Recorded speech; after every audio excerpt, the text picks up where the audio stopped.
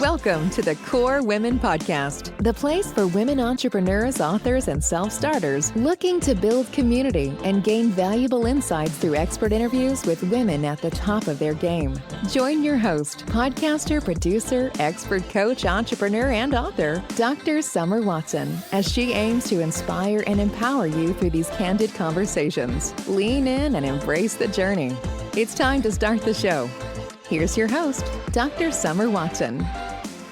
Today, we have another exciting guest on the Core Women podcast, Sofia Gonzalez, who is an award-winning educator, nonprofit leader, and education activist whose dynamic work continues to reshape the future of education. As the 2019 Educator of the Year with the National Society of High School Scholars and a leader for Project 214, Sofia's voice in the conversation on education equity is unparalleled.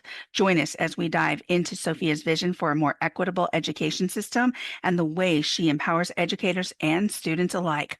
Welcome, Sofia.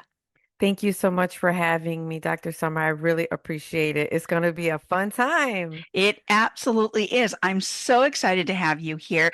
So let's get into this. But before we start diving into your professional journey, if you could describe your journey in one word to this point, what would that word be and why? I would say great question, first and foremost. But if I could describe my journey up to this point, I would say episodic. Ooh, I love that. Tell me more. The reason why I say episodic is because I feel like it has been spontaneous, it has been theatrical, it has been movie-like, it has been unpredictable, and it has been just the type of journey that would leave one speechless and out of breath. Oh my goodness. How juicy is that intro? We are going to be uncovering all of that.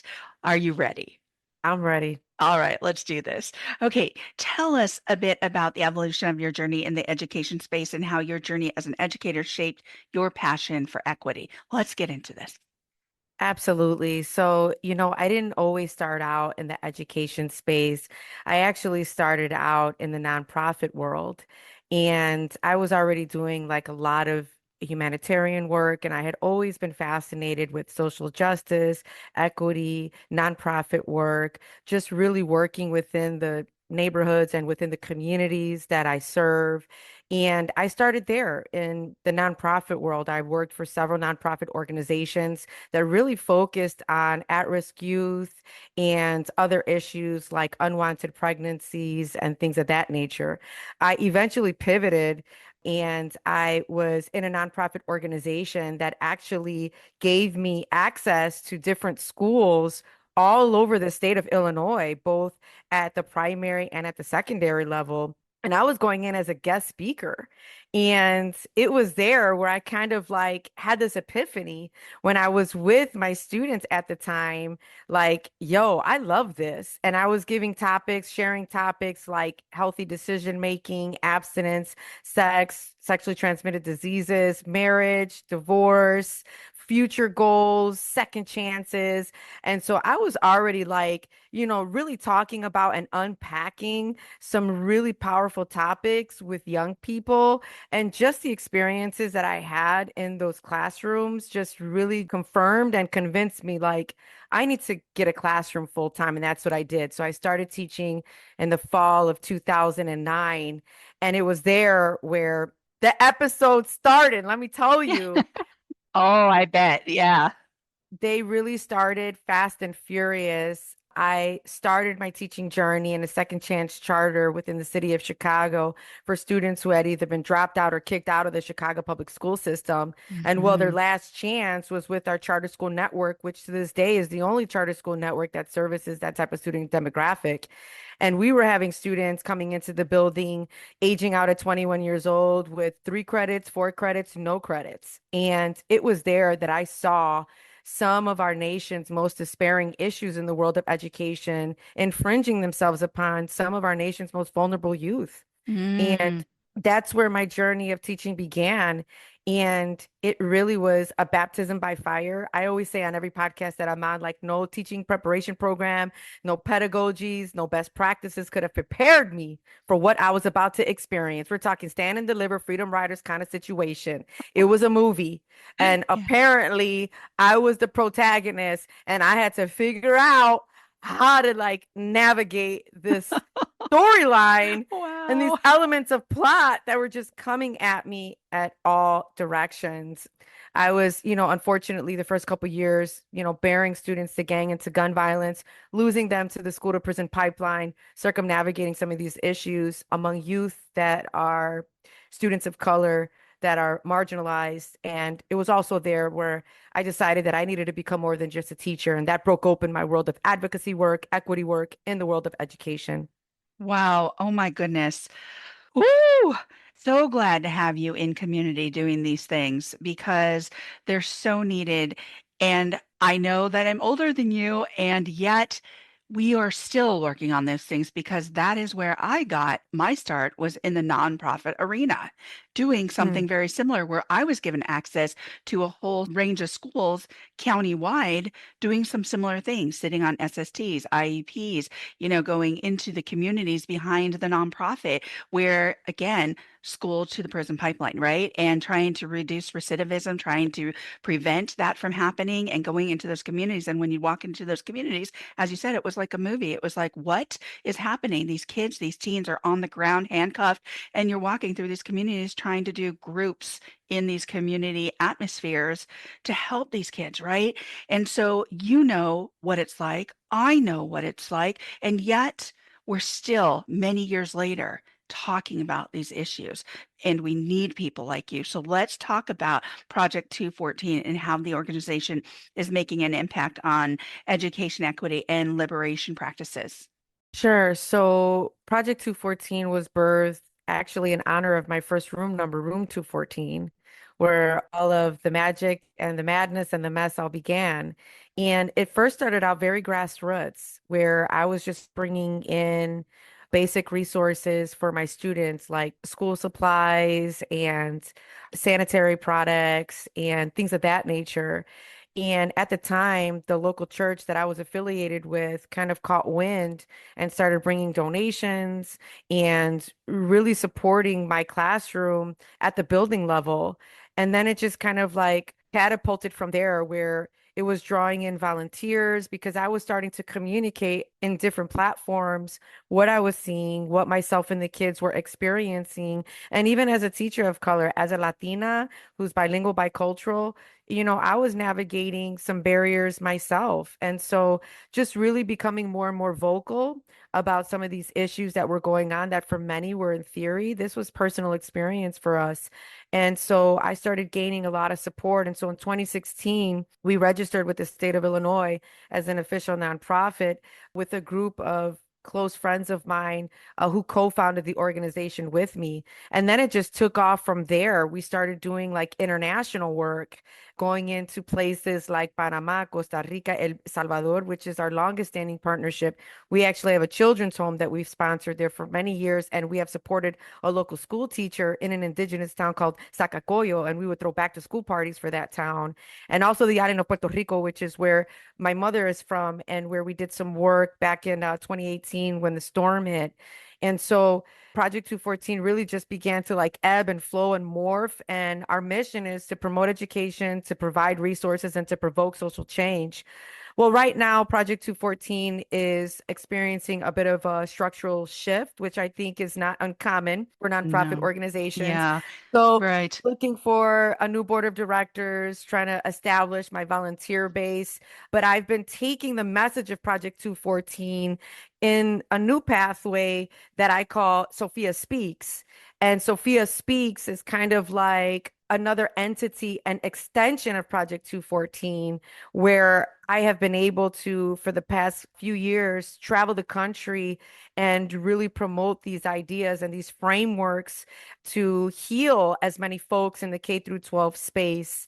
And so it has been a journey through keynoting, webinars, conferencing, working with different stakeholders, different really powerful folks in the K through 12 space, and promoting this idea of healing building liberatory practices. Teacher trauma is something that I've been really just leaning into as of late. As a Latina, daughter of immigrants, Title I, urban education, Mrs. G from the neighborhood. I come through space this summer like my hair is on fire because you want to know what? It's a state of an emergency. Yeah. These narratives need to continue to be told. And these are some of the platforms through Project 214 and through Sophia Speaks, where I have had the blessing and the honor and the privilege to amplify these ideas.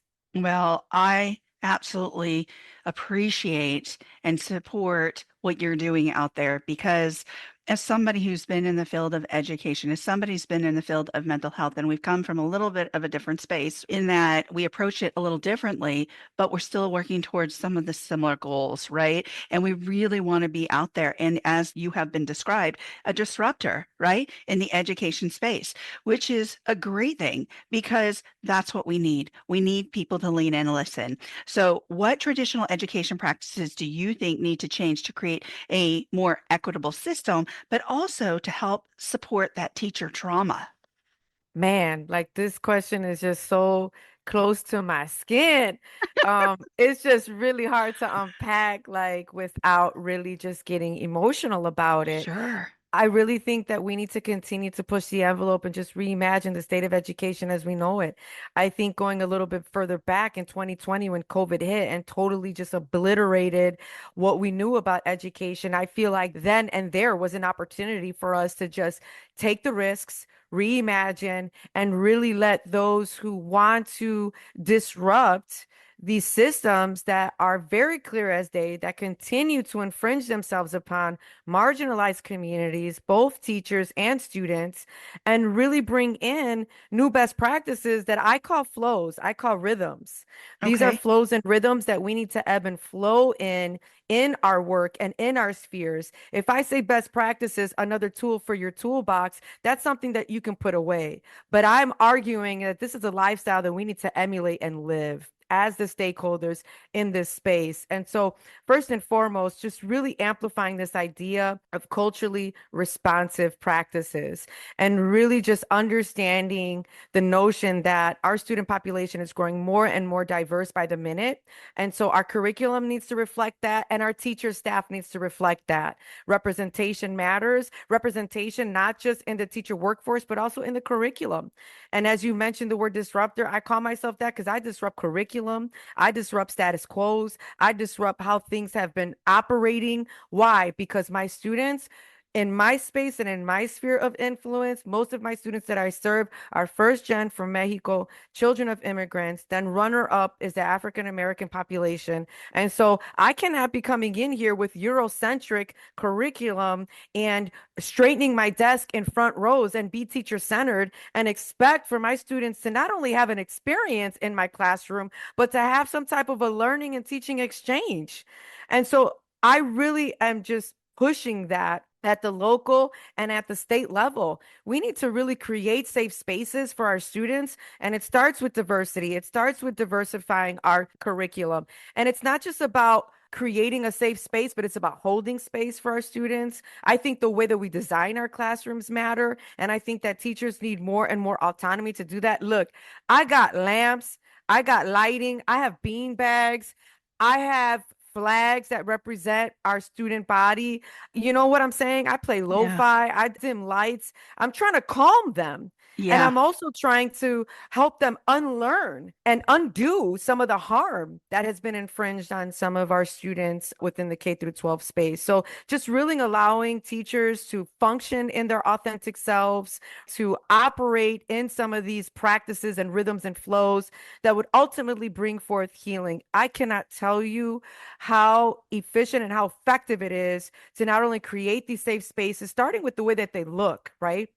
I Right. have my students in groups, in pods, no straight rows. It is not teacher centered. I'm a guide on the side and really holding space for our students, really not being afraid to step outside of the curriculum for a second, having those family meetings, creating community.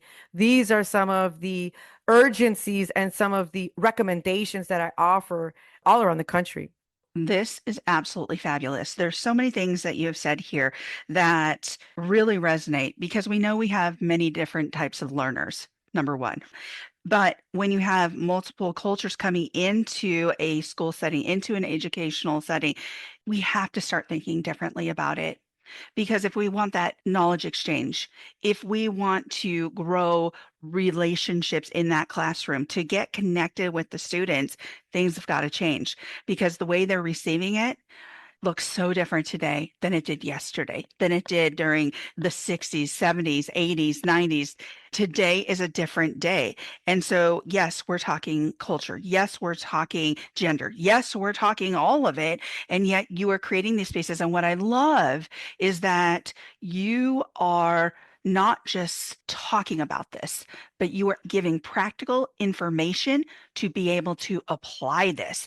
I love that because and I've said this before, when I go into a sermon or I go into a talk, I might be inspired. But if I leave that talk or sermon, I might be like, wow, I'm feeling so good. The next day, I'm like, okay, I'm feeling good, but how do I apply what this person just said? And if I don't have a guideline, if I don't have a guideline to follow to some degree to be able to use in my space the way that I need to, but have that guideline and those tips, that's what's helpful. And you're giving those tips and those practical tips, those tips that people can walk away with and go, I can apply this today, are so critical. And I think that's what we've gotten so far away from is what are things that we can actually use because we're dealing with teacher trauma. When you're dealing with bodies of students that come from so many different places and so many different backgrounds who are also dealing with historical trauma, who are dealing with trauma themselves, who are coming to school just waking up, maybe not having food. Their lifestyle is just different. We don't know everybody's background, and yet we're expected to in the teaching sphere, which contributes to teacher trauma. And then we have COVID. And then all of a sudden, these teachers are expected to shift gears right away, put things into a strategic approach to be able to teach. And everybody was in a disarray because you're talking about kids who may not have computers, electronics, access to Wi-Fi, how many computers in a house, multiple kids. Like there were so many issues going on for teachers, parents, and kids. So here's the thing.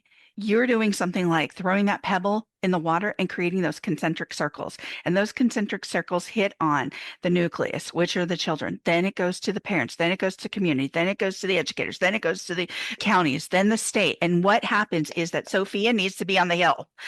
She needs to be talking about this on the hill because, again, Yes. yes, you're an international speaker. You're doing international things, but there's still states that are saying no to this. How do you Yeah. get into those spaces and open up those minds and open up those unique viewpoints that maybe there's still blocks to? How do you get there? Yeah, that's such a great question. And because this has become such a North Star and such a mantra and such a thesis statement of my life, I have definitely been in pursuit of those power spaces that would inform policy.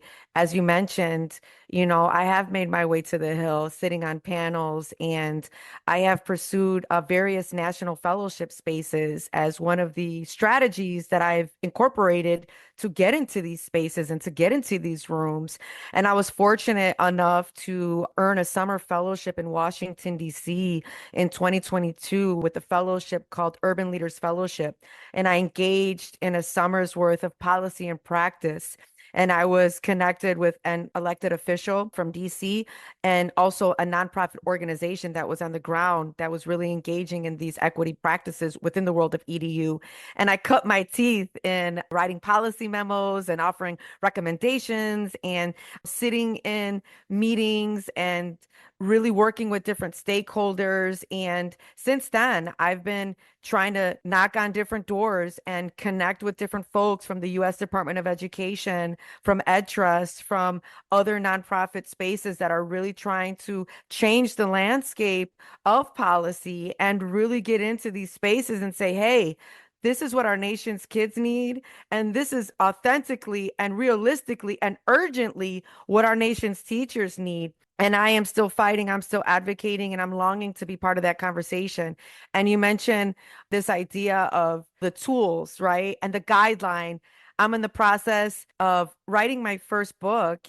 It's based off of my signature keynote, From Trauma to Transformation. This is our call to action.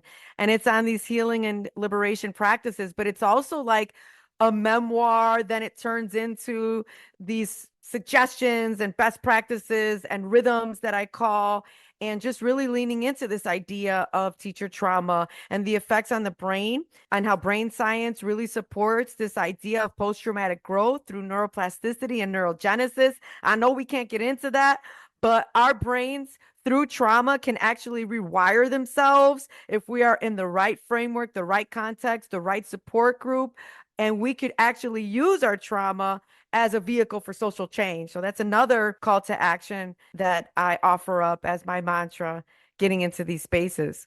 Oh my gosh, you're right. We could have multiple conversations, many Yes. conversations about this, because when you get into the clinical aspects of the brain and trauma and teaching and remapping, I call it a map, and then we can remap. But if we don't remap, we return to the same messages. We return to the same map. So we could absolutely have more discussions, and we will, especially when your book comes out. I'd love to have you back on. But we covered so much today, and brava to you, my friend. You have done so much. Keep doing what you're doing because it's making a difference. You make a difference. As we come to the close of the interview, if you could leave the listeners with one tip to start making a difference towards equity in their schools and communities, what would that tip be? I love that last question. And thank you so much for having me on. I love to share. This is part of the solution to amplify our stories. But if I could say one thing to the listeners and to those that really want to make a difference in these areas, is to create the space. Let us in, give us a seat at the table. And I like to say, in all confidence, I have become the table. Okay. I I have said that, like, listen, it's not just about getting a seat at the table. I am the damn table. But we could Yeah. we could digress, because that's a whole other podcast. From there, functioning in your power and your agency and knowing that you are your ancestors' wildest dreams. But listen, let me tell you, let us in. Let the folks that are committed to the work, let those that have not only done the research, but have the lived anecdotal experience to support what they're trying to amplify. Let those folks in, support us, give us the resources, let us in, let us do what we were called and created to do, so that we can provoke change. But it can only happen through collective impact, collective agency, and allowing us to function in our authentic selves. Yes. Woo-hoo-hoo! Mic drop. So thank you, Sophia, for joining me on the Core Women podcast today. Thank you. It's been an honor. Thank you so much. You can follow Sofia Gonzalez on LinkedIn, on Instagram, and X at _Sophia Speaks and at sophiaspeaks.com. Thank you for joining us on the Core Women podcast with Dr. Summer Watson. We're so glad you're here and would love to connect more with you. Find us on Instagram, Facebook, and YouTube at Core Women, and on Twitter at Core Women 1. For more about Core Women and Dr. Watson, visit corewomen.com. Want more support and resources for amazing women like you? Great! Join Dr. Watson and Jen Fontanilla at the Life, Love, and Money Collective, a Core Women production that aids in understanding the key traits that might be getting in the way of living a life that you are absolutely passionate about. Connect with Summer and Jen and find out more at thelifeloveandmoney.com.